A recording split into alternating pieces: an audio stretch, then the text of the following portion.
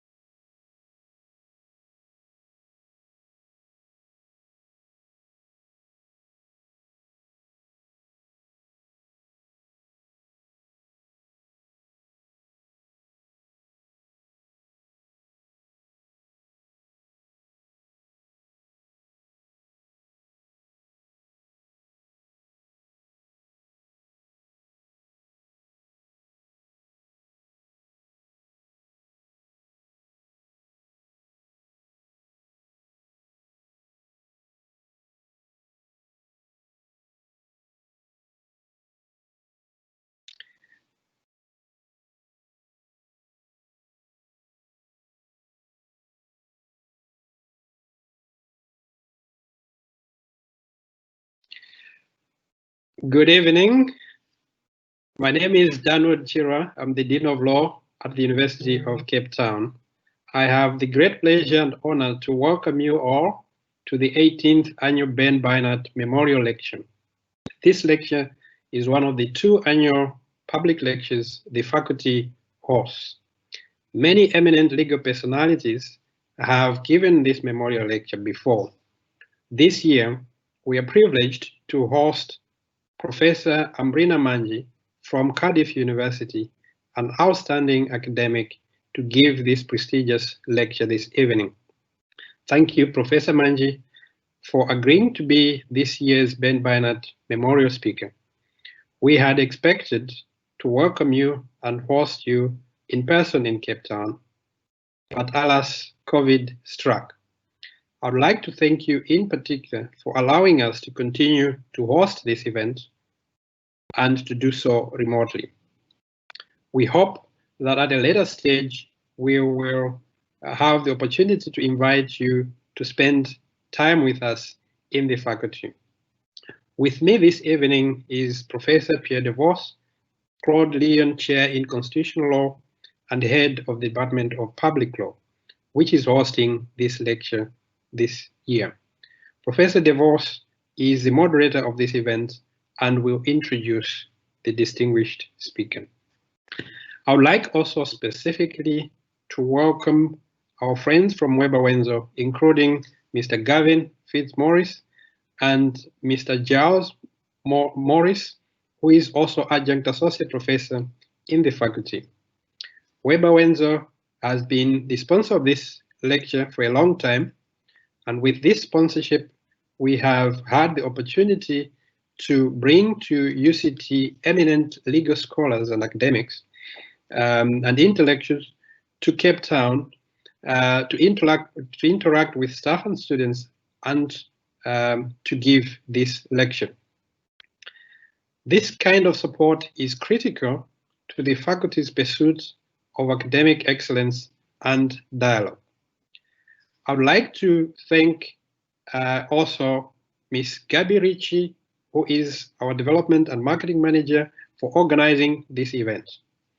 Let me also thank colleagues from ICDS, Roxanne, Garth, and Olga for the technical support provided to host this event.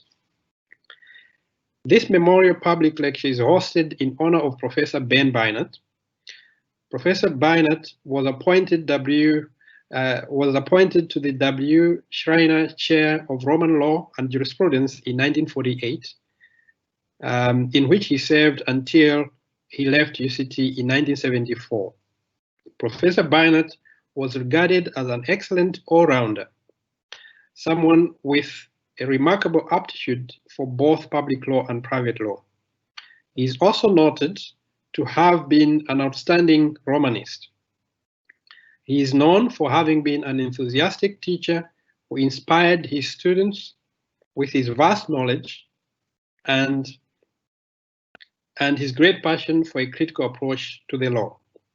One of the lasting legacies of Professor Beinart is the faculty's journal, Acta Juridica, which he founded in 1958.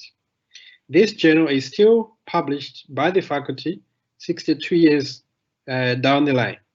Its latest edition focuses on violence against women, law, policy, and practice, and is edited by members of the Department of Public Law, Ms. Norundi Ruwaya, Professor Rashida Manju, and Ms. Jamila Omar. The purpose of this memorial lecture is to share and celebrate intellectual ideas about law and society. This evening, we are privileged to have an eminent professor in the name of Ambreena Manji, who is going to speak to us on the topic of how not to skip home.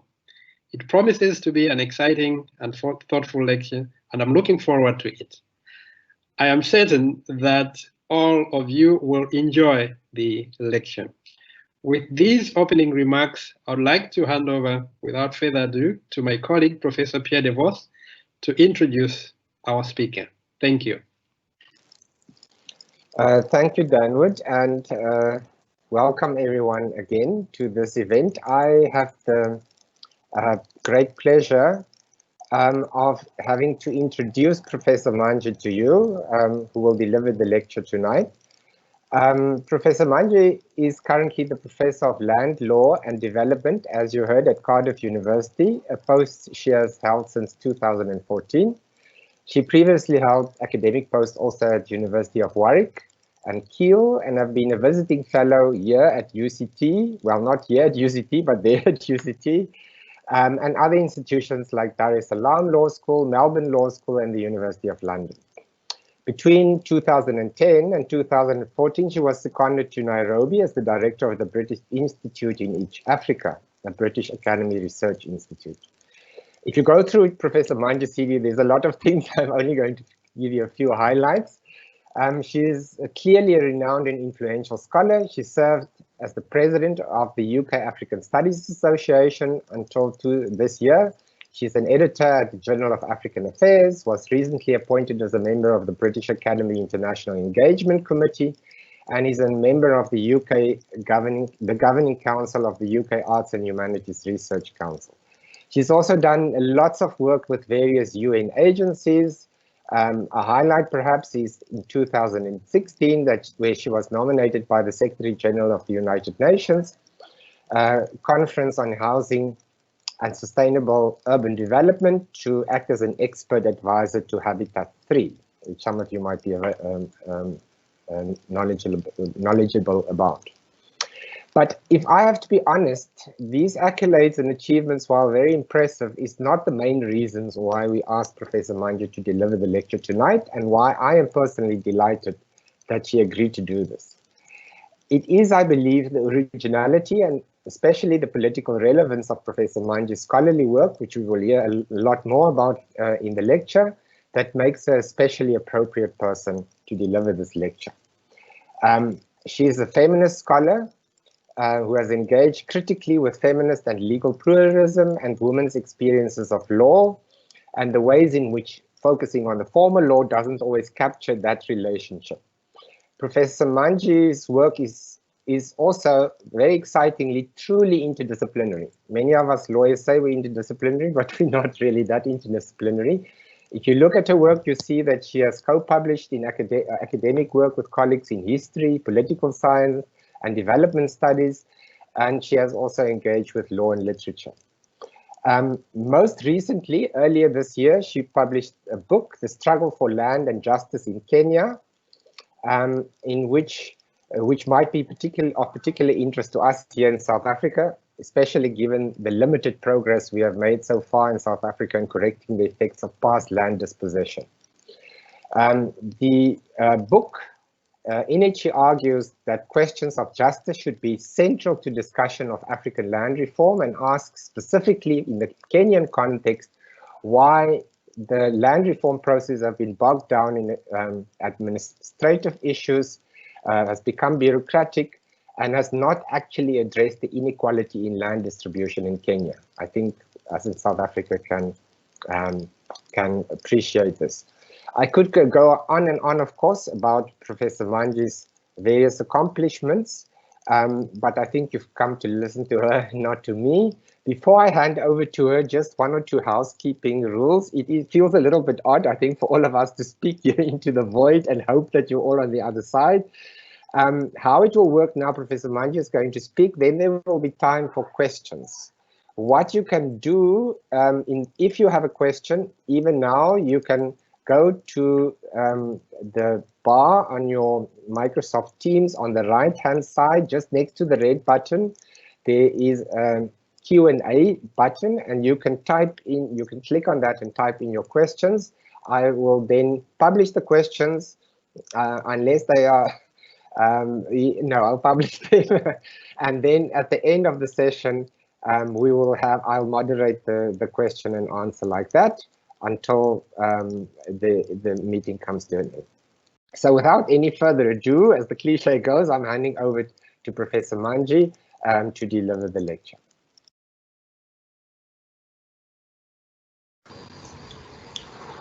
Thank you very much indeed. Thank you very much, Dean Chirwa, for your warm welcome, and thank you, Professor De Vos, for your generous words of introduction. My thanks to the Department of Public Law at UCT for the honour of delivering the 2020 Ben Beinart Memorial Lecture. Thank you very much for inviting me, and thank you particularly to the team at UCT for all their work in setting up this virtual lecture format.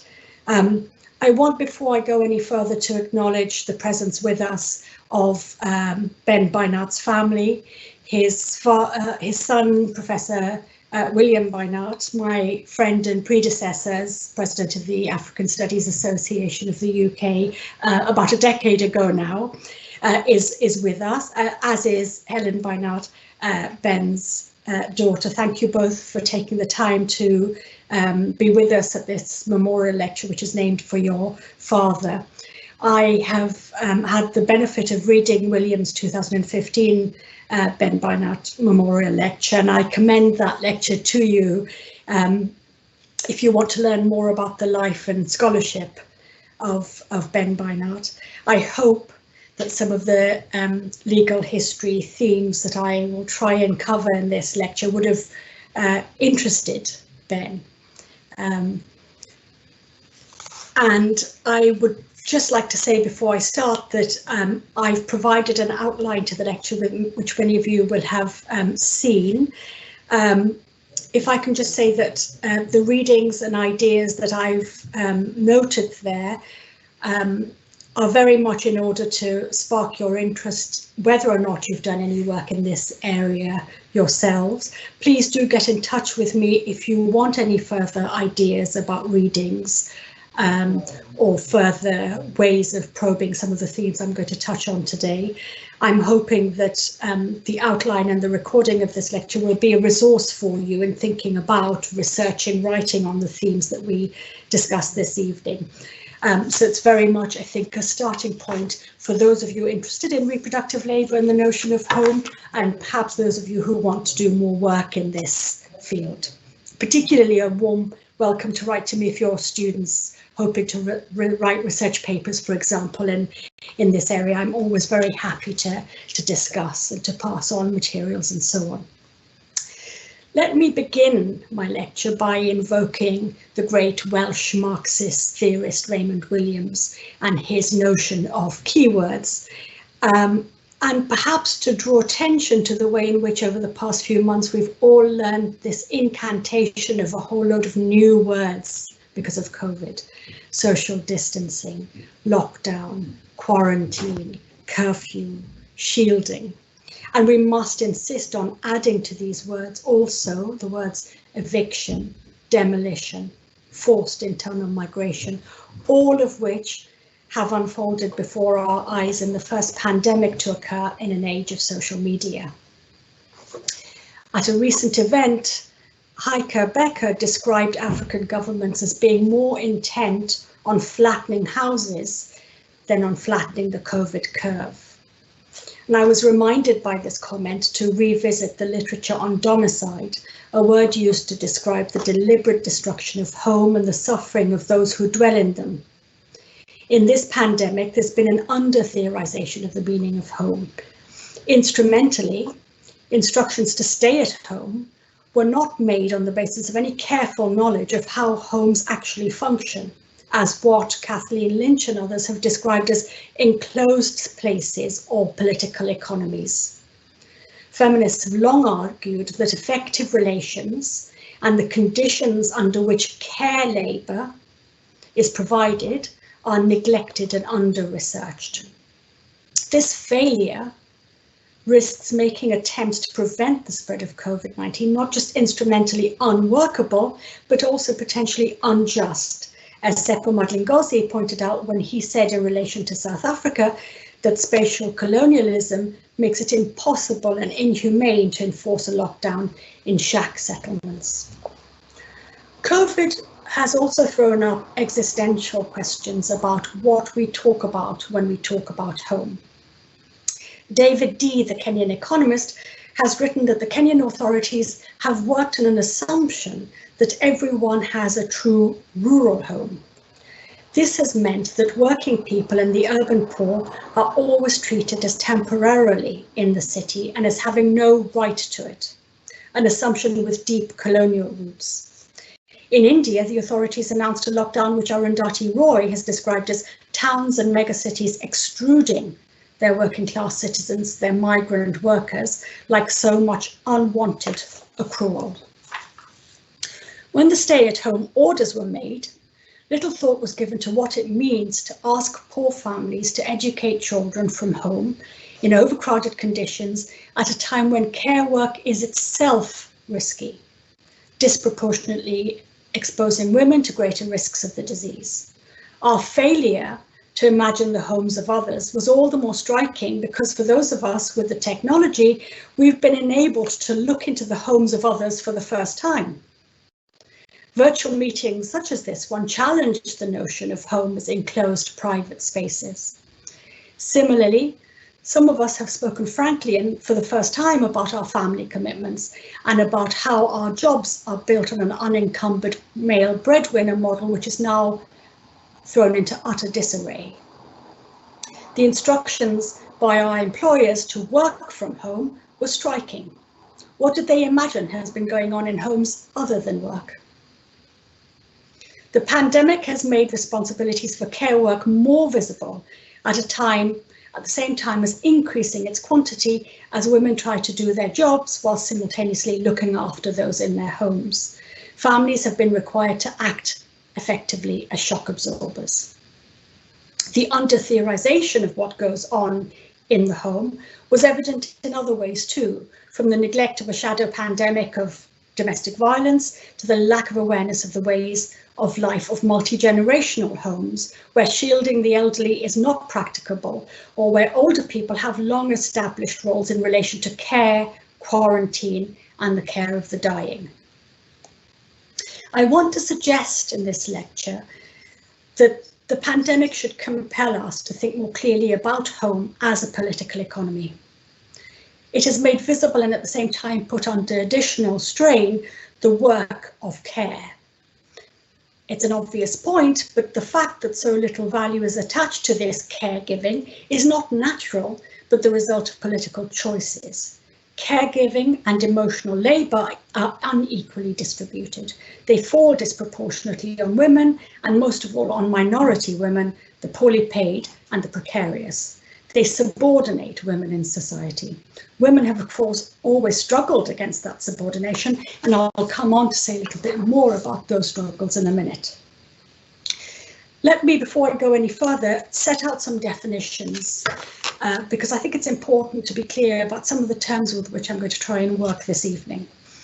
I'll be speaking in this lecture about the idea of social reproduction, and I'd like to just say a little bit about what I mean by that. At its very broadest, social reproduction is the socially necessary labour expanded or needed to provide food, clothing, shelter, everyday consumption, to look after a community, to do cultural work, and to do, for example, the necessary spiritual and religious work of everyday life. Some feminists, such as Shireen Rai, have called it in more everyday language care labour or care work. T.T. Bhattacharya has defined reproductive labour or social reproduction, all of these terms are used interchangeably this evening, as the activities and attitudes, behaviours and emotions, responsibilities and relationships directly involved in maintaining life on a daily basis and intergenerationally. That work involves various kinds of socially necessary work, mental, physical, and emotional, aimed at providing the historically, the socially, the biologically defined means of maintaining and reproducing populations. The maintenance and socialization of children, for example, and how it's accomplished, the care of the elderly, the infirm, and also how sexuality is socially constructed. In this lecture, I want to stress that I use social reproduction as a methodology, and by that I mean that I find it a useful methodology to explore, with which to explore labour and labour power under capitalism. So I think social reproduction is the best suited methodology for setting out what T.T. Bhattacharya has called a rich and variegated map of capital as a social relation. It allows us to see reproductive work in all its complexity and to understand how that work is necessary to the reproduction of labour power. The social reproduction theory, as I use it, helps us to see the processes necessary for the reproduction of the workforce as wage workers, not just biologically, but also as wage workers. I also use the terms household and family in this lecture, and I use them rather interchangeably, but actually I think they're important to distinguish from one another. I think they refer to distinct entities. So the family is a universal social institution based on human needs and activities. It's linked to sexuality, to reproduction, and to daily subsistence. Members of a family share a social realm defined by relationships, relations of kinship, of conjugality, of parenthood.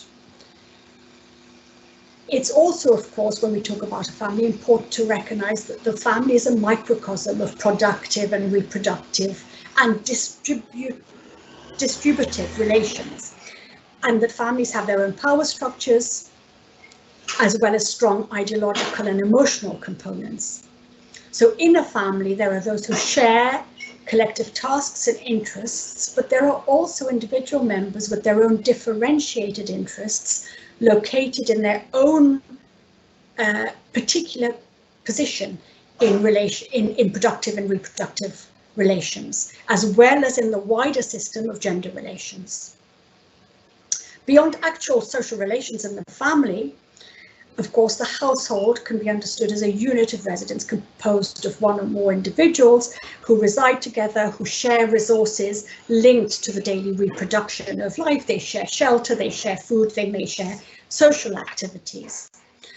And the importance of distinguishing these two ideas, the family from the household, I think also important in thinking about our methods as perhaps as social scientists, for example, so that largely census and household survey data and thus statistics are the way in which most researchers and policy documents get at the idea of the household, but it's mostly qualitative research, including ethnographic studies, that are best able to capture family relationships that cut across households. These are two quite different, if interrelated, approaches. So to build on some of these definitions, what I want to try and express today is how social reproduction theory is especially important or unique or insightful because it helps us to theorize, and again drawing here on T.T. Bhattacharya's work, it helps us to theorize the relationship between the market and the extra market, rather than simply gesturing to distinction between the market and the extra market. It helps us to understand their interrelation. And drawing on Nancy Fraser's work, I'd like to propose that there is also a rather darker side to all of this, in that this system of market and extra market, it has a tendency towards generalized crisis. The system's ability to reproduce itself is also tends at all times towards crisis, brought on by depletion and by the decimation of social reproductive functions. So many feminists, I think most recently Shreen Rai, have written about this notion of depletion of social reproductive functions, that there's not just a set amount that's constantly topped up of social reproductive ability, but actually that often women experience depletion and a decimation of their social reproductive functions. The crisis evidenced in care work then, as we've seen in COVID, is not just accidental, and this is important to get across in the context of our understanding of the pandemic, is not just accidental, but has deep systemic roots in the very structure of our social order. So because the whole model of social reproduction on which we rely, without even seeing it, without making it visible, is based on a deeply gendered vision of capital, and inherent to that system as a whole is injustice and a tendency to crisis. So my view is that it's important to see social reproduction theory as a theoretical tradition, but also as a way of reflecting, as a series of reflections on political economy, on the political economy of the home, and on the political economy of labour power. It's a way of understanding, T.T. Bhattacharya again, it's a way of understanding the labour theory of value from the point of view, not of capital, but of wage labour. In recent years, there's emerged a growing literature on care and on its meaning, its content, and its quantification. The way in which social reproduction might be recognised and compensated is now the subject of academic and policy discussions. What is the scope for recognition of care work by the state, for example, or by the market? or by the law. The World Bank has stated that recognizing care work is smart economics. And when the World Bank says something is smart, you want to look very carefully at what's going on here. It's smart economics because it promotes gender equality, and of course it promotes workforce participation. Campaigners have asserted that care work or reproductive labour is important in the context of the post-2015 development goals, that a rights approach should be adopted to care work. So discussions have been organised from various points of view around the need to recognise, to reduce and to redistribute care. You'll probably already be able to see that my interest here is in the broader question of how to make reproductive labour more visible, because it seems to me before we can think about compensating it, rewarding it, redistributing it, there's a task ahead of us, which is to make that social reproduction visible. And one of the methods I want to suggest for doing that is to go backwards, to perhaps for now leave the lawyer in us behind and to think about whether we can turn to other cognitive disciplines for insights into social reproduction. And I want to suggest in this lecture that there are key texts that I would go to in African social history to reread for social reproduction. And I think there are various things to be gained from this. Partly it's a way of satisfying curiosity about, what might we see in these texts and what might they tell us about social reproduction and bargains over social reproduction. But partly I think it's also about the very real possibility that by reading texts outside our own discipline of law, we can begin to make visible social reproduction. And so what I'm suggesting, I guess, is a humanities turn in social reproduction theory and an openness to the idea that we might, for example, have resort to works of literature or history to study social reproduction. What I want to do is look backwards for reproductive labour, for accounts of reproductive labour performed by women in various places and at various times. So that might be, for example, Colonial Nairobi as a city that functioned as a location for migrant male labour, banned from family life in a bifurcated urban-rural system in which men migrated and women remained in rural areas, and capital was thus relieved of having to pay a family wage. Or it might be the Zambian Copper Belt or South Africa in the apartheid period. The scope, in other words, of what we read is wide open. And I myself am especially interested in going back to historical texts in particular periods. So I'm interested in what the literary theorist Neil Lazarus has termed the cusp colonial period. So he uses the term to refer to late colonialism when independence was looming and things were, relations particularly between men and women were under strain. But I'm also interested in the period of early colonialism when settler economies were bedding in, when cities were expanding and when rural livelihoods were coming under particular strain. We might call that period early cusp colonialism. In these crisis moments, I think, we see negotiations over the sexual division of labour as it begins to shift. And as previous bargains between men and women come under strain. At these moments, sexuality, labour and the arrangement of quotidian life is up for grabs. The strains become visible. Most importantly, women's contestation over changing terms and their resistance to losing previously more favourable conditions and positions is easier to see. So my starting point is that patriarchy is neither static nor monolithic. And feminist historians have argued that it's important to trace the various forms and modes in which patriarchy appears historically and the shifts and changes in its structures and functions. So my method, as I've described it, is an attempt to take a humanities turn in the literature on social reproduction, drawing on accounts in history, in literature, and in cognate disciplines to look for social reproduction. And my particular interest in this lecture is in authors whose texts haven't until now been read or described as being concerned with social reproduction, but which nonetheless, I think, provide rich accounts of this sort of labour. So effectively, I'm going backwards or back to look for labour, and I'm doing this in two ways, at least two ways. The first is in my own intellectual biography, because much of what I'm interested in this evening connects with my wider interests in land and in labour. So Silvia Federici has described her intellectual journey, which is one of theorising social reproduction and then working much later in her career on subsistence farming and access to land, as one of opening the kitchen door and going outside. I think in my interest in this current work, I'm doing the reverse.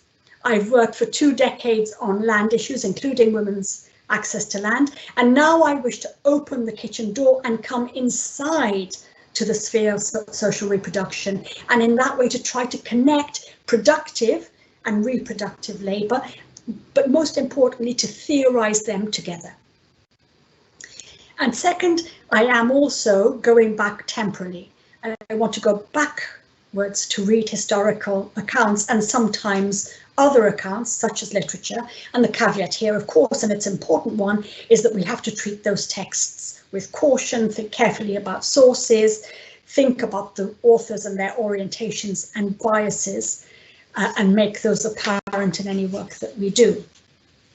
But in all of this, my method is to go back to draw on Schüler Marx's observation that as new questions break the surface, it might be possible to suggest new ways of hearing and seeing old stories.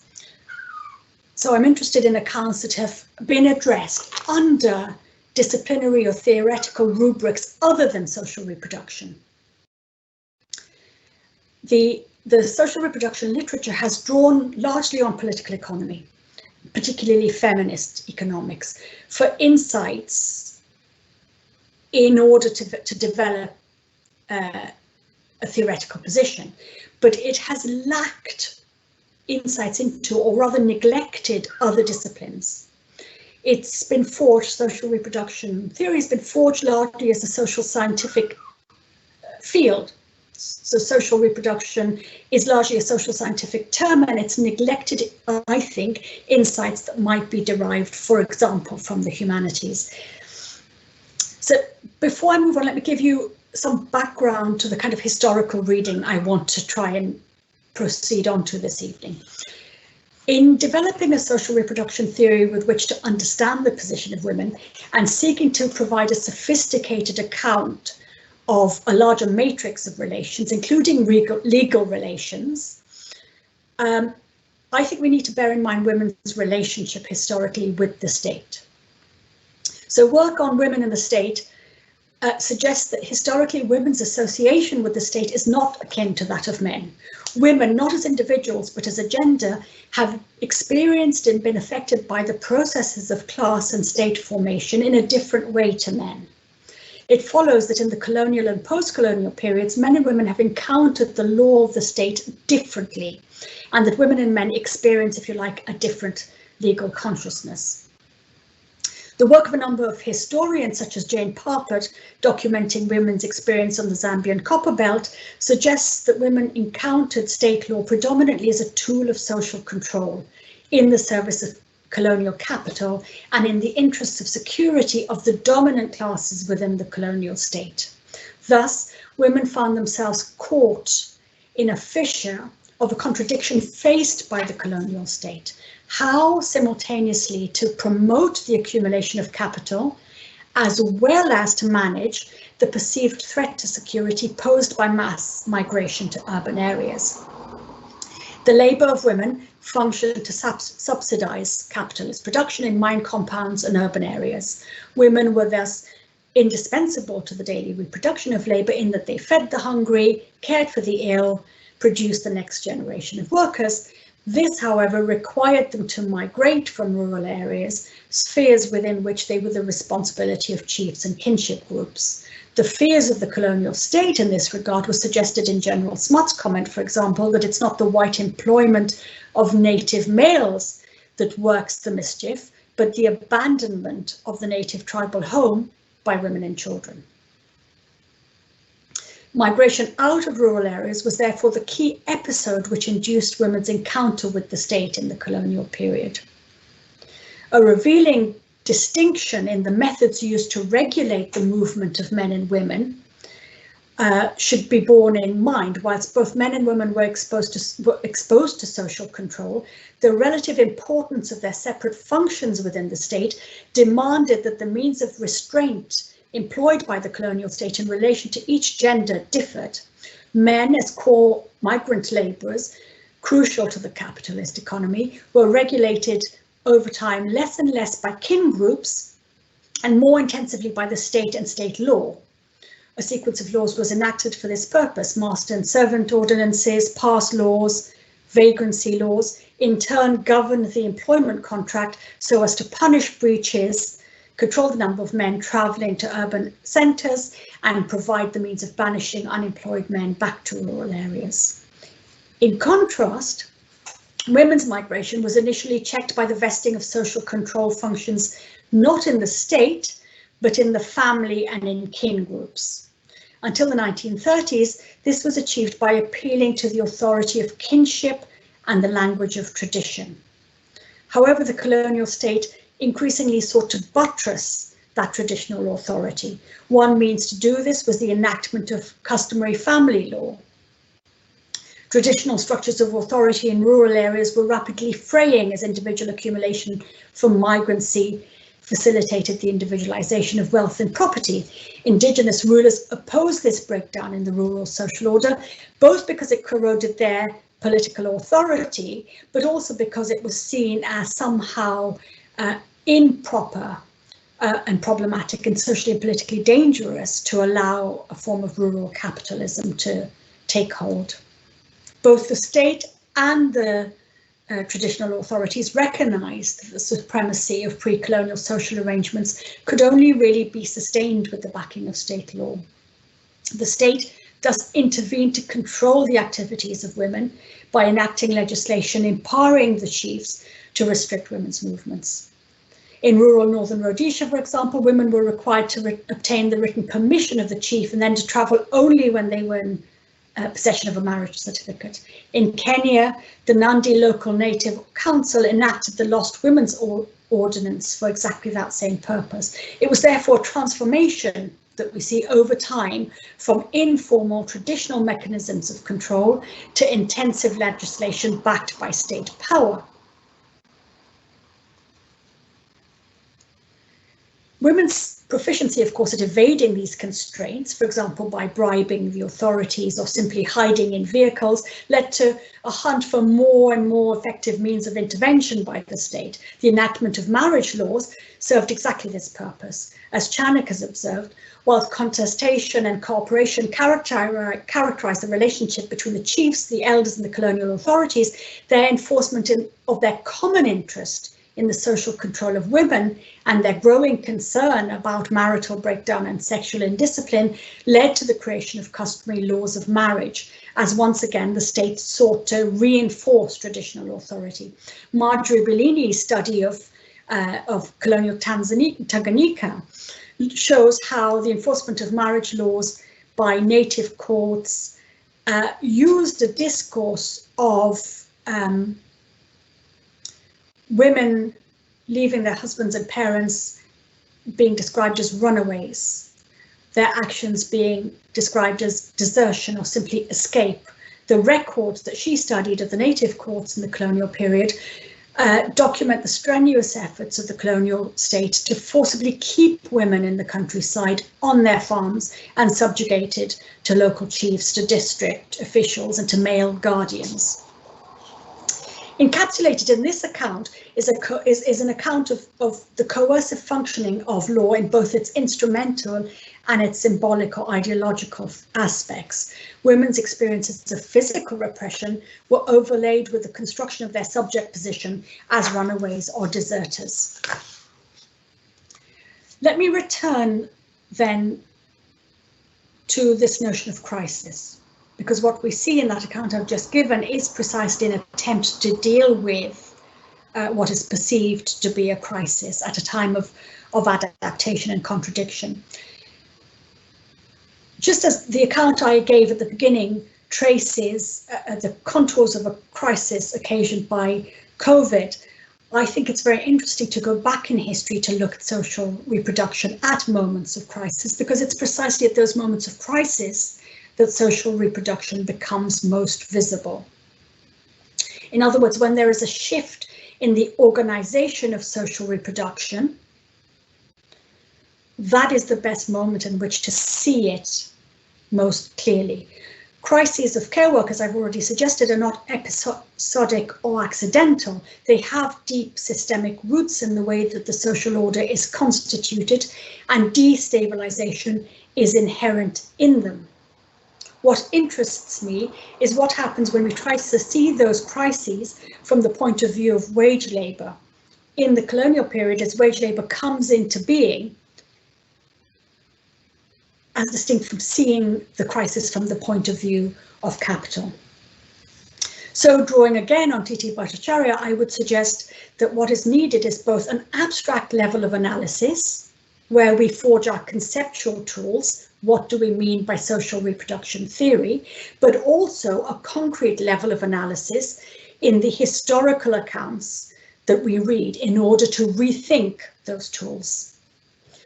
So having tried to set out what those conceptual tools might look like, and I have done that only briefly, let me take us onto the terrain of a more concrete level of analysis and perhaps suggest to you what it might look like to take a humanities turn in looking at social reproduction. What happens when we find and study supportive texts, to use Sheila Marx's phrase, for studying the history of social reproduction? Works of African social history, and in particular works of women's social history, have often recorded the provision of reproductive labour and the experiences of women when this form of labour comes under strain. My objective is to show that although in the first instance those authors, the authors of those texts, haven't explicitly labelled reproductive labour as such, they've nonetheless provided very rich accounts of that work. And I suggest that these accounts give us a chance to reread the texts in a particular way, and to ask what forms of care have been provided by women? How have those forms of care been recorded by social historians? Often, and this is important, those accounts of reproductive labour are incidental to the main text. A text concerning women's work will contain rich and suggestive accounts of care work, but that care work will not have been the text's key concern. Or an account of women's relationship with each other can be reread as an account of social reproduction being negotiated, redefined, or contested. Let me suggest to you how we might do this work, how we might apply this method. Drawing on one particular text, which many of you will know and which I'm particularly fond of. And I'll do this by drawing on the work of Shireen Rai, Catherine Hoskins and Dania Thomas, who give a definition of biological reproduction that I think is useful to work with. And they describe biological reproduction or social reproduction as uncounted work, but as the provision of sexual, emotional, affective services that are required to maintain the family and intimate relations. And I would suggest that we can apply that definition, work with that definition, to look at key texts in African social history. And for the purposes of this lecture, I've simply chosen one text, and that is Louise White's path-breaking text on prostitution in colonial Nairobi, which many of you will know, The Comforts of Home. In her work on colonial Nairobi, Louise White sought to conceptualize prostitution in the colonial city in its various labour forms. So she argues that different labour forms were taken by colonial prostitution in Nairobi between 1920 and the late 1950s, and that those forms were connected with strategies of reproduction, not with personality. So she's trying to move away from this idea of sex work as related to personality and to see structurally the strategies of reproduction connected with different forms of sexual work. Louise White showed how each form of prostitution in the colonial city had its own characteristics, as well as its own rates of reproduction, its own rates of accumulation and organization of labor time. So she distinguishes between different forms of prostitution. The first, Watembezi, the second, Waziwazi, and the third, Malaya. And in that, just to sketch out the different forms, in the Watembezi form, in the first form, women effectively solicited on the streets. In the Waziwazi form, women sat outside their doors, calling to men, engaged in brief sexual encounters, but in which they provided only sexual services, nothing else. The Malaya form, which is the form I'm most interested in this lecture, was a stable form of prostitution, offered by women who were often converts to Islam from their rooms and later from their houses. These women began life as urban tenants and then practiced a slow, steady form of accumulation, establishing themselves with the proceeds of their work over time as independent heads of households with what Louise White calls a healthy respect for the value of real estate. These forms can also be related to kinship.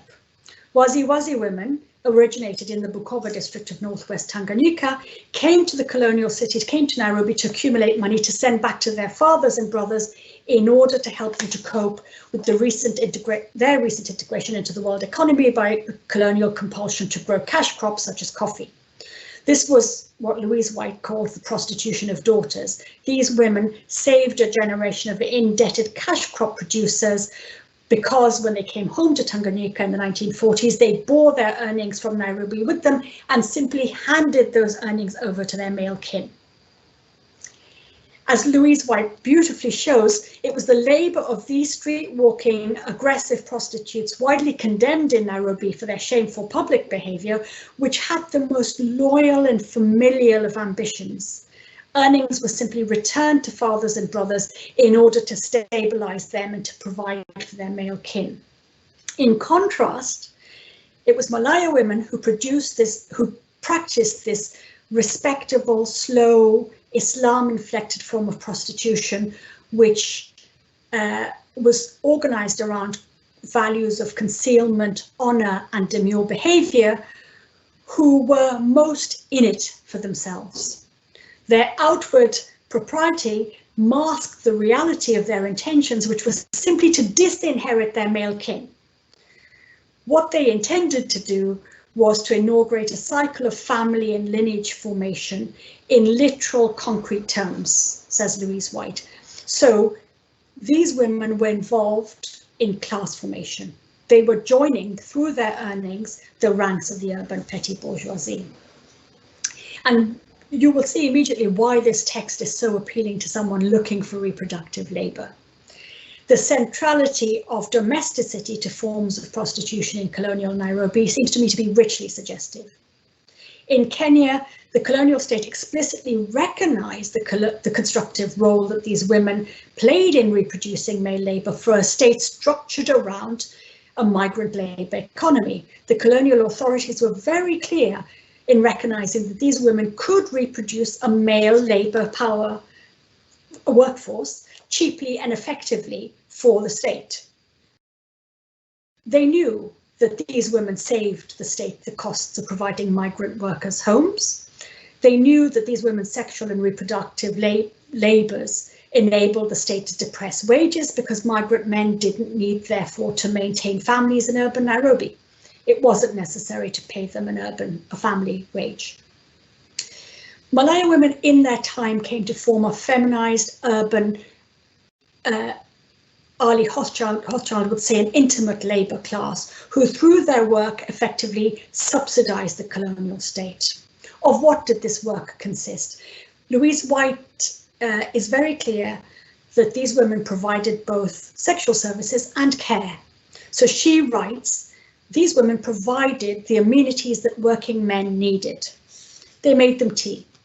They kept their houses clean and welcomed men to them. They told Louise White, you would not be able to know that this man was not my husband just by looking. In other words, these women set up imitations of married life, providing the reproductive labour necessary to these men in a gendered vision of service that working men could simply purchase. So that in this form of prostitution, a woman isn't just being paid for her task-based labour, but is also being paid for her emotional commitment and intimacy. White reminds us of what men wanted. They wanted loyalty. They wanted to be greeted in their own language. They wanted the reproduction of intimacy as if in marriage. They lived, in other words, in full imitation of domestic life.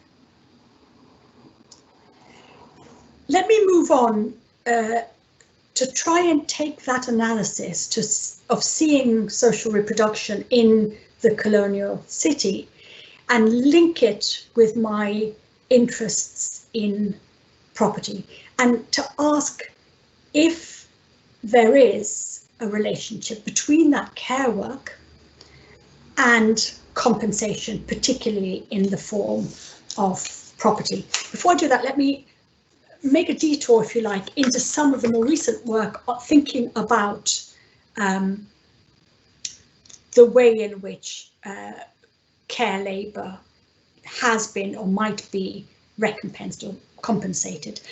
Deininger and his colleagues have argued in relation to inheritance law in India that at a low level of development, particularly, land is not only a key asset, but actually inheritance constitutes the main avenue for accessing it. And I think that's an important insight, that reform of land laws, for example, is almost irrelevant unless you're also looking at the domains of things like inheritance law. Drawing that insight further, Faustine Kalabamu, in his work on peri-urban Gaborone, has focused on new practices of inheritance by daughters, in spite of discriminatory customary rules that formally disbar them from inheriting property from their parents. And Kalabamu has argued that there's been an increase in parents choosing to endow their daughters with property after their deaths in order to recognise the care investment made by daughters in looking after their parents. So he's described this recognition of care work done by daughters, for example, by residing with their parents, by remaining unmarried, by looking after them in their old age, as inaugurating what he calls an emerging duty beneficiary principle. So Kalabamu has argued that there is, in consequence, a kind of emerging gender equality. Even though the recognition of care provided by parents is not uncontested by male kin, there is still by parents an attempt to push this idea that if you effectively are dutiful, look after me in my old age, you will be a beneficiary of my property. Kalabamu's duty beneficiary principle resonates with Berman et al.'s formulation based on data sets on inheritance decisions in the US of what they call a strategic bequest motive. The authors argue that our understanding of bequest motives remains incomplete, and that what is needed is a full understanding of the way in which testators are conditioning the division of bequests on the beneficiary's actions. So based on econometric research, the authors have shown how bequests are often used as compensation for services rendered by beneficiaries, rather than an altruistic or an ad hoc model of bequest decisions. The authors argue that there's a strategic use of property to reward a child for care in old age, which is more flexible and effective if used post-mortem in a will, rather than inter vivos as gifts. It's obvious. Give a child something inter vivos as a gift, they'll disappear and won't look after you. Promise it to them in your will and they'll stay around. So you strategically reward them post-mortem. And the authors document the use of bequests as a means of payment by finding there's a significant effect on intra-family exchange, on deviations from equal bequests. So you don't give your daughter and your son equally. In case after case, they found there was reciprocal relations, distribution to particular children for services rendered to parents in their old age. And those children received the largest share of parents' property, or the only share if the property was small. To return to colonial Nairobi, what I think I'm seeing in rereading Louise White's text is that similarly, women whose accumulation strategies enabled them to accumulate significant bequeathable assets sought to disinherit male members. They didn't pass the property back to their fathers and brothers. But actually, we know very much less about what they did do with their property. And I think that what women did with their property was in their turn to purchase or at least to secure care. And Louise White reminds us that scholars regard the urban women in this context as slightly abnormal because they're property owning. And she says nobody really asked the question, what happens to that property? Because the knowledge of these strategies, she said, is severely limited because scholars have rarely inquired about them. No one seems interested and no one seems to wonder what an 80-year-old childless woman managed to do with her wealth. I think that having provided care to men in the colonial city and then taken those men's wages as their earnings, these women themselves converted care labour into capital, buying houses, becoming landlords, generating value, literally generating value with their bodies. And they were determined not to pass this wealth back along patrilineal lines. But what happened next to that value generated is something we don't know much about. We know that colonial urban life offered legal mechanisms and legal space so that those women were actually able to designate their own heirs.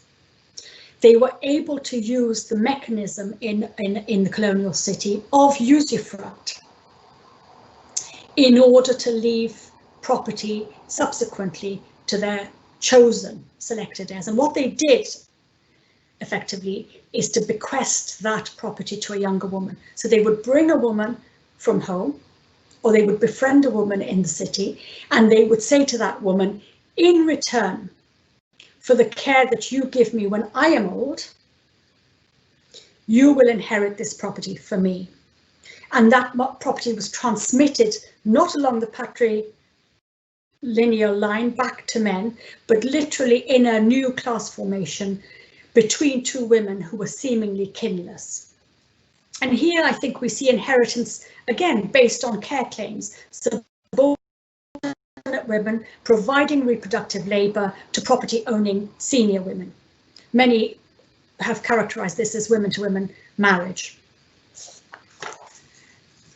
Megan Vaughan has argued that the problem of women in the colonial period was shorthand for a number of related problems including changes in property rights, rights to labour, relations between generations. And I think nowhere is this more visible than in the struggles of women in the colonial city.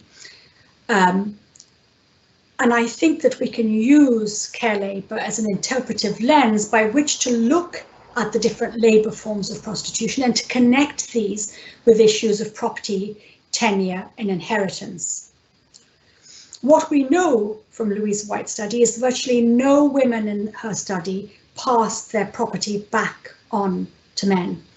They created new relationships in a hard parody of uterine rights, but without marriage. They constructed their own families, they constructed their own homes, and they constructed their own care obligations. If history allows us, as I've been suggesting, to see social reproduction, then let me bring us back onto the terrain in which we know as lawyers and think about how we might make that social reproduction visible in our own domains, particularly in bodies of case law. And here I want to draw on three different authors who've done some work to make social reproduction visible. So in recent work carried out in the United Kingdom, Brian Sloan has investigated how private law has responded to the provision of informal care by family members and by others. His work is concerned with the possibilities of a private law approach to rewarding, supporting and compensating carers. So he has studied cases in which promissory estoppel is used to assert claims to property on the basis of care provided. So a daughter is promised the family home in return for looking after her parents, and she will assert in court that she acted on a promise and that they are therefore estopped from disinheriting her. Similarly, in a developing line of cases in Kenya, women have come before the courts in recent years to argue that they have rights of inheritance because they were a man's wife, not his nurse, his carer, or his maid, which is what they are claimed to be, for example, by contesting kin. And it seems to me that this is a chance for us to explore the way in which the courts have really had trouble doing the work of policing the boundary between marriage and care. Remember here the quip by economists that GDP falls when a man marries his maid because she must now do for free what she was previously being paid to do. The Kenyan courts have framed a line of cases relating to care as being about whether the correct customary marriage formalities were completed. But I would argue that what's actually at stake in these cases, and I'm having great fun studying them at the moment, is the real difficulty the courts are having in taking on board evidence of care work, of women actually having provided care work. And they're very careful to try and say that care work was provided because she was his nurse or his maid. They can't envisage that that care work might have been provided because she was his wife. So how we account for care work, how we understand it, how we compensate it is a struggle for the courts at the moment. And what's interesting for me, and this is just as a by the by, I don't see the cases being framed by claimants in equitable terms using, for example, promissory estoppel. I see the real struggle being either over marriage formalities or over the court's reluctance to name care work as such. Similarly, a concern with care work or case law has been evident in the work of Prabha Koteswaran, who's a legal academic at King's College London, and she has studied a line of cases relating to unpaid domestic and care work that has arisen out of tort cases. Really interestingly, on the death of a housewife in a car accident, when the courts have had to study, have been asked to set the quantum of damages. Here, the husband and the children, or a young woman's parents, petition the court for compensation following her death. And the Indian courts have drawn on the common law principles of compensation for loss of gratuitous service as a heading of non-pecuniary loss. And in this way, they've used it to award pecuniary damages for the loss of a housewife for labour performed in the home. And this is a brilliant study because what it argues is that we have to pay attention to the politics of the quantification of damages. So Koteswaran argues we teach quantification of damages. We don't even teach quantification of damages. We leave it to the practitioner's handbook. And she says, actually, it's crucial because there are great normative and methodological payoffs in attending to how damages are monetized. So in these cases, the courts assess the loss of a housewife's services to a family. And in a line of cases going back to 1982, the courts have considered questions such as, is the calculation to be made on the basis of the replacement costs of a maid? How do we quantify the time a mother puts into her work? Because she's in constant attendance. She doesn't just clock off. What do we do about middle-class women who don't actually do hands-on care work, but play a more supervisory function over the families, and how is that to be compensated? And we see here the courts dealing with ideas of maternal altruism and also very nationalistic notions of the mother as forming the cultural fabric of Indian society. And Kotiswaran warns us that we have to be careful that the courts don't just recognise care labour as we would want them to do, but actually glorify it, and in doing that perpetuate gendered familialism. In my reading of Kotiswaran's work, I was really struck by this very discernible kinetic quality in the cases.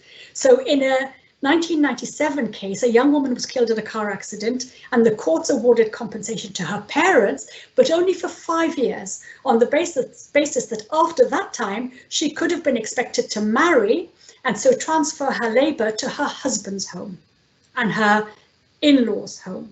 We see here control over the mobilization of the labour of women in a heteropatriarchal institution such as marriage, so that, for example, a marital home, but not a natal home, is sometimes compensated on the basis that there was promise of the reproductive labour of their daughter, or for a daughter-in-law, the work she might have done.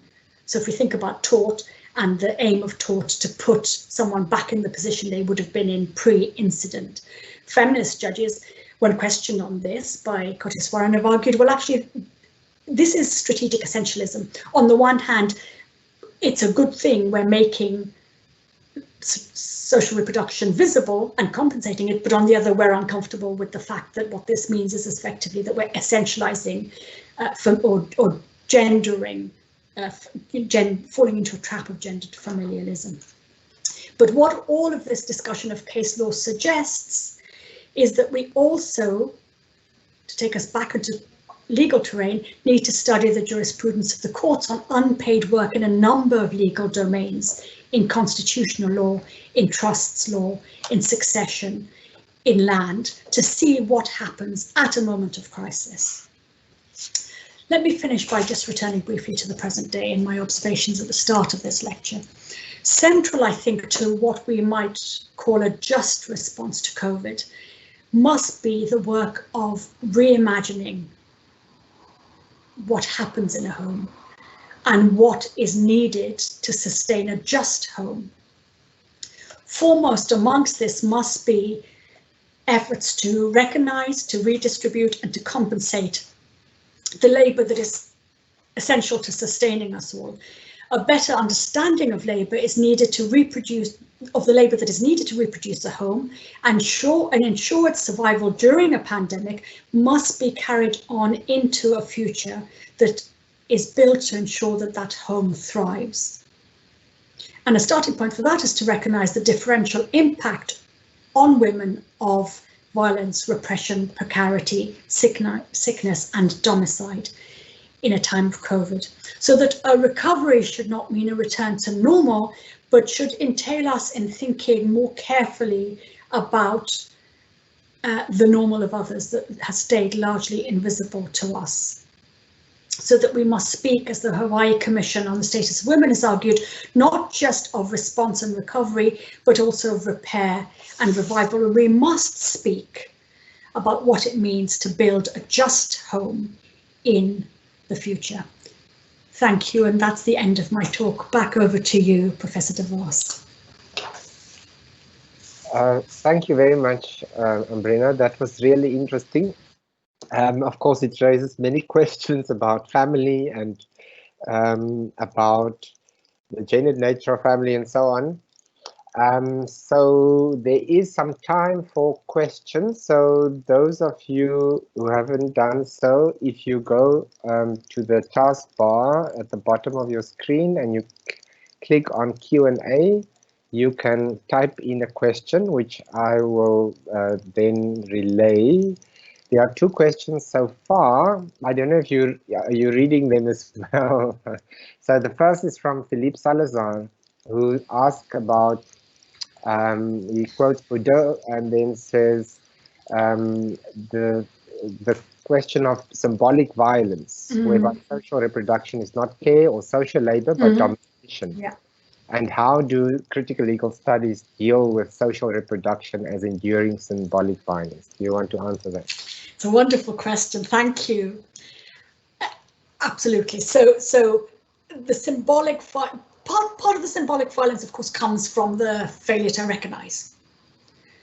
Not just the failure, as I think I've probably stressed too much, the failure to compensate. The failure to recognize in itself is, I think, a form of violence, and it underpins the social domination, or the domination that you're alluding to. How do we deal with social reproduction as enduring symbolic violence? I think the first step, and that's precisely what I'm trying to get at in this lecture, is to resist that symbolic violence by making care visible, and by showing how not only does it fall disproportionately on women, it falls on different women in different ways, so that middle-class women experience or do care in very different ways to working class women or precarious women. Women have a choice in middle-class homes between productive and reproductive functions, or can buy in reproductive functions. Women in precarious homes can't. Their productive and their reproductive spheres are, as particularly in recent months, spatially collapsed into one another. So thanks for the in a way, suggesting a language in which we might render that, and this language of social reproduction as enduring symbolic violence. Many thanks. Thank you for that. There's also a question by Keith Herman. Given new class formation that is non-patrilineal, how did acquisition of land capital move beyond planning for future care to extend to accumulation of capital value for entrepreneurial endeavor and growth, not just to pay for care work?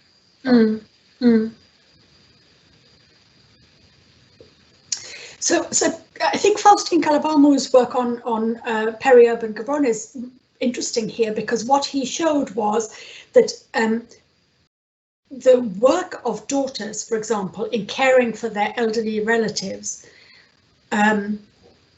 also involved not just care work for their care of them when they were older, but also involved monetary contributions to, for example, building materials.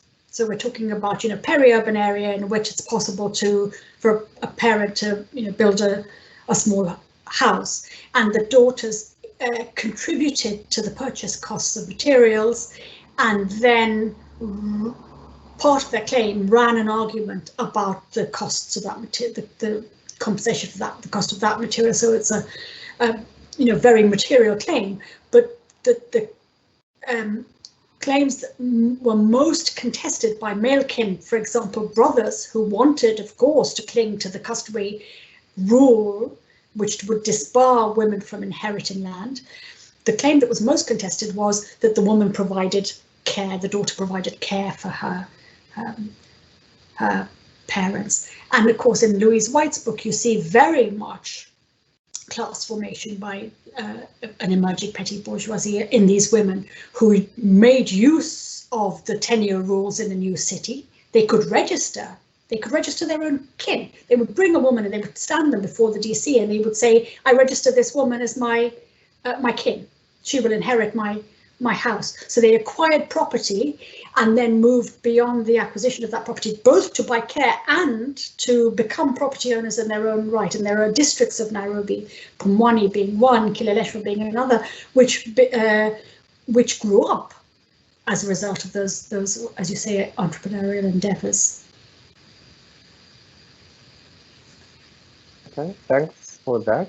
I'm not seeing other questions. Maybe I can ask something. Your examples of the sex workers, prostitutes in Kenya, made me wonder what lesson, I'm thinking, isn't there a lesson that the formal family structures and marriage is really bad for those who provide the care work or are expected to, in other words, mostly women? And so what does that then say about marriage, family, the ideology of the family? Doesn't it mean that what we really need to do is completely rethink? I think that's absolutely right. I think we need, and this is why the definitions of family and household that I gave at the beginning are so important. So the family is tied by kinship. The household is set up as partly as a decision to share resources. But and it goes back to the point about symbolic domination. What we have to understand is that the family and the household are also mechanisms and ways of mobilizing labour. And unless we think that we can fairly redistribute that labour, then what's called into question effectively is the institution of the family and the institution of marriage. I don't want to pull the houses down around my ears here, but that is effectively what we're saying, that the institution of marriage and the institution of the family are forms of domination of women and a way of mobilizing women's labour, so that it's not enough simply to recognise it, to see it, to make it visible.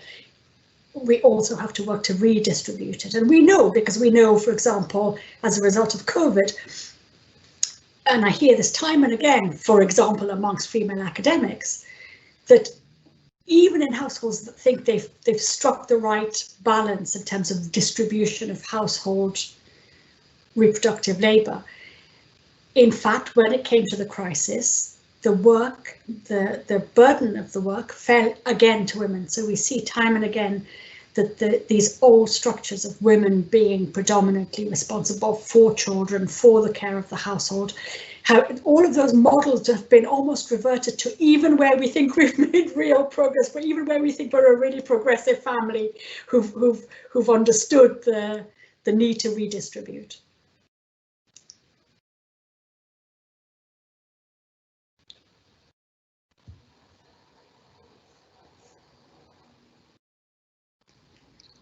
You are muted, Pierre.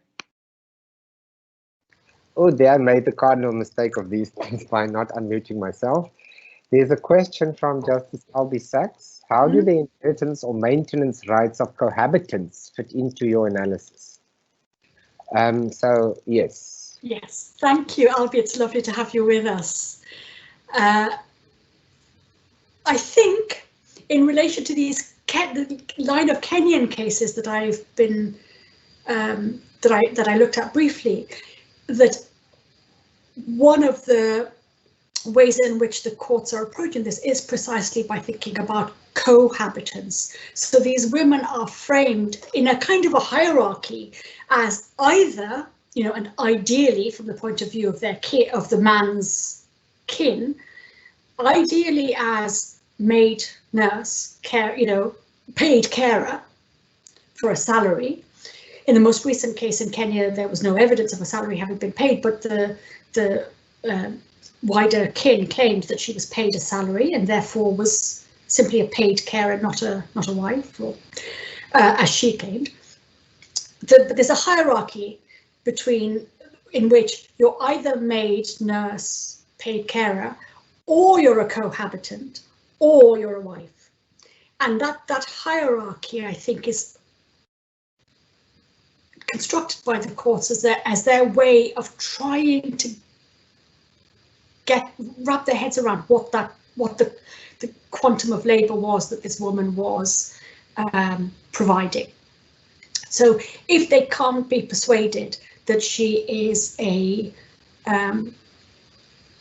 paid carer, they will fall onto the territory of, well, she must have been a cohabitant because the proper customary formalities for marriage, in this case, the latest case, it was a Kikuyu customary marriage, were not completed.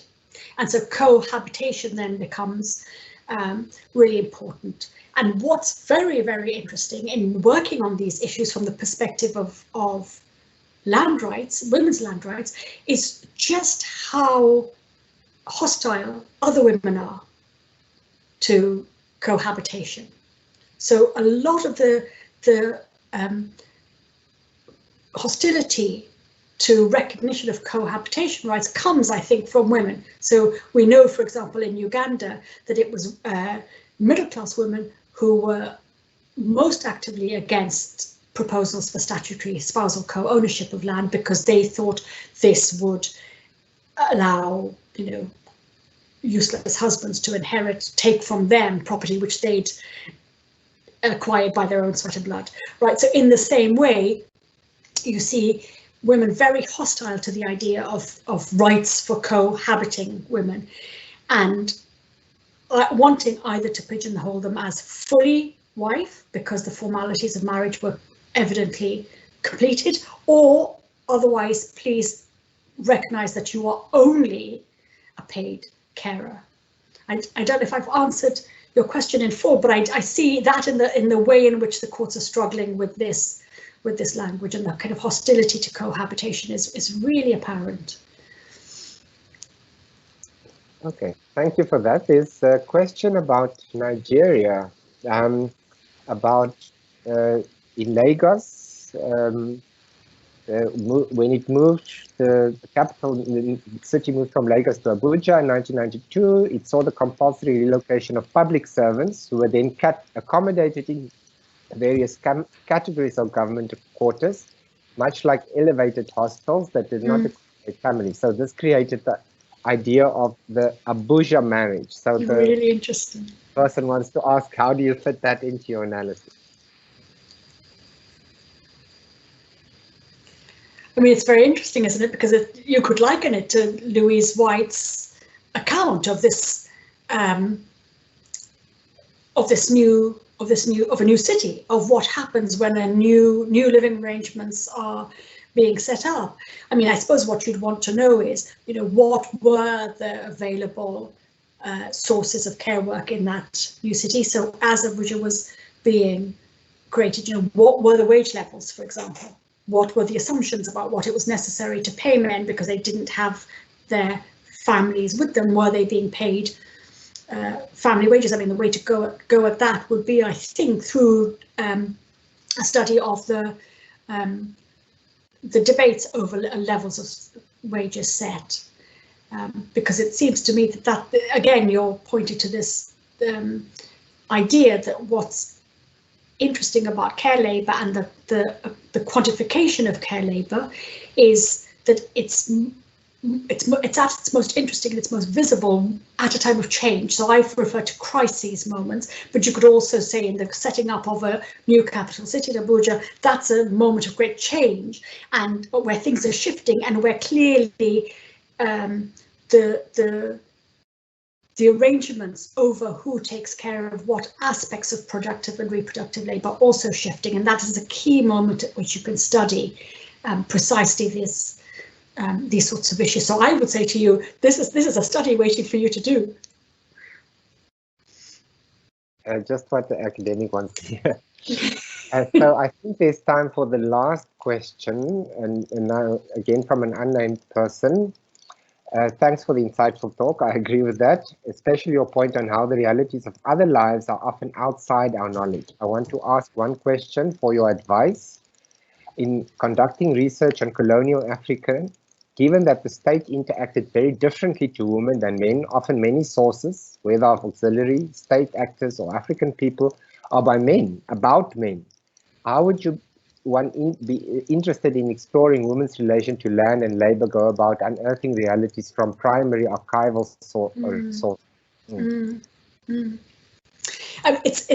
That's exactly the problem that I feel I've encountered. So you look first of all for texts that have been concerned predominantly with women. So that's why I'm so fond of the Louise White text, and there are others that I'm hoping to study in the same sort of mode. But I think you're absolutely right that the archives are themselves gendered, that what is recorded is often a male version of history, or told because it seems most interesting to those who are collecting the materials from a male point of view. The other way to come at this might be, for example, through literature, so through the work of novelists, of poets. I wouldn't close or reduce the sources. I would try to open them up. I would look, for example, at colonial court records here you fall into the kind of trap that we all know as lawyers, that you study only the problem cases. But I think some of the most productive work on women's relationship to the state in the colonial period has been through those colonial records. So somebody like Marjorie Bellini and her work on the colonial courts in Tanganyika, I think, is a key source, because she's able through those court records to kind of find women's voices in some of these debates over marriage law, over migration to urban areas, over the control of women's migration by male kin. So I think there's a need, in other words, to choose as many sources as you can, and to be deliberately go as wide as you possibly can, in a way that you may not if you're looking for accounts of men's experiences of the colonial state, because those are much more, in a way, easy to access. Okay, so I think that we've come to the end. I want to. Excuse me, Pierre. Yeah. There is another question from Prof Chirwa. Yeah. Quite high up. Oh, I've missed the question, so let me go and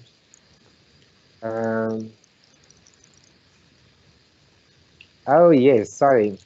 The Dean then would ask the question, which I missed, and it was not deliberate. I don't know if there's a Freudian problem there.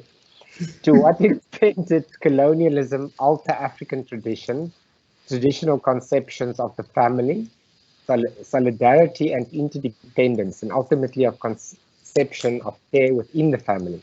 That this change account for why it was possible for women in cities to take on new values based on individualism and individual ownership of property? It's a great question. Thank you, Dean. I think this is why I refer to that early colonial period, because I think what you see there is precisely women contesting new notions of social reproduction that are being imposed on them. So where, for example, women previously were responsible for productive work, they looked after land, they cultivated crops, they cultivated food, and suddenly, because of, for example, the work of evangelicals, for example, in Southern Africa, we know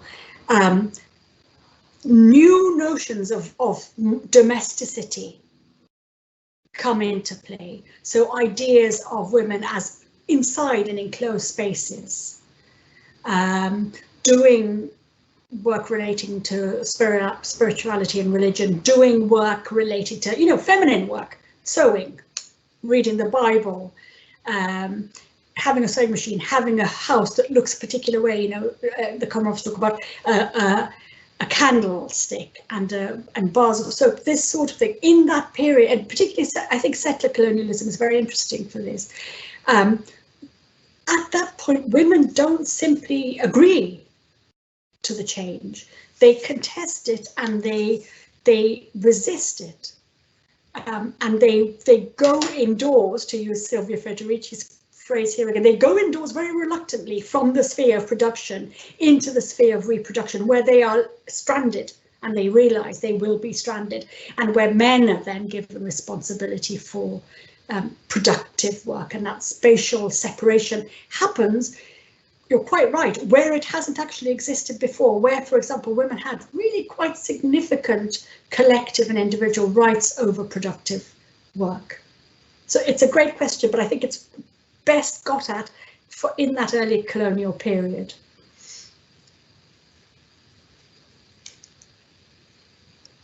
Right, thank you for that. It's very interesting that, especially coming from South Africa, we're always very aware that the past is not the past. It's still with us. So it was fascinating how you used the examples of colonial Kenya and Nairobi and made it speak in a way to our present reality and the silences in so many different ways that happens about what happens in homes. Silences that is slightly coming to the fore, and hopefully if we are optimistic, as optimistic as you, we think it might actually make a change. Whether it will is of course another matter. I would like to thank you again for your really insightful lecture on behalf of the department and the faculty. Again, thank you everybody out there who we cannot see, but who attended the lecture and asked very interesting questions. And it's a pity we could not meet in that architectural wonder, the Kramer Law Building. And we could have invited you afterwards now for a glass of wine or some other refreshment. But so if you are inclined to drink a glass of wine, it's now your time to drink the wine. Thank you again. It was really a lovely lecture. Thank you very much. Lovely to be with you, and all the very best. Thank you. Cheers. Thanks, Pierre. Thank you to everyone for coming. Okay. Thanks, everybody. Cheers. Bye-bye.